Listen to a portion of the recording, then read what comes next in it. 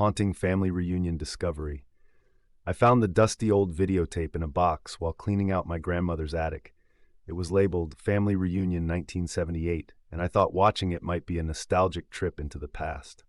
I popped it into the VCR, expecting to see familiar faces, laughter, and perhaps a few embarrassing hairstyles. The grainy footage flickered to life, showing a sunlit park, family members chatting, and children playing. But then, in the background, I saw a figure standing alone, slightly out of focus, yet unmistakably familiar. Me. The sight of myself, decades before I was born, sent a chill down my spine. I couldn't tear my eyes away as the camera panned, revealing more of the scene.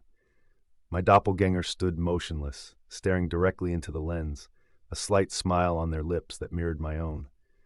I paused the tape and leaned closer to the screen, examining every detail. The clothes were different, more suited to the era, but the posture, the expression, even the birthmark on the left cheek were undeniably mine. No one else seemed to notice the figure, as if I were a ghost only visible through the lens of time. I frantically searched the attic for more tapes, hoping to find an explanation, but all I found were more questions. The following nights were restless, plagued by dreams of that park, that day, and that version of me. I became obsessed, dissecting every second of the footage, looking for clues. I researched the park, the event, and the people present, but nothing explained my presence there. Then, late one night, I received an anonymous email. The subject line read, "Do you want to know the truth?"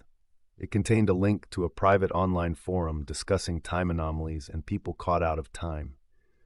My heart raced as I read accounts eerily similar to mine, each claiming that the figures in their tapes were not just ghosts of the past, but entities trapped in a loop, destined to relive a moment forever. In the final entry of the forum, one user warned, "If you see yourself, it means you were always meant to be there." I was never just a spectator. I was part of the story all along. As I closed the laptop, the room darkened and the air grew cold.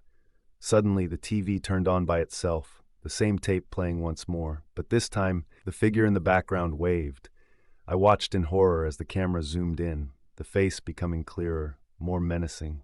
The figure mouthed words I couldn't hear, but I understood the message perfectly. "Your time is coming."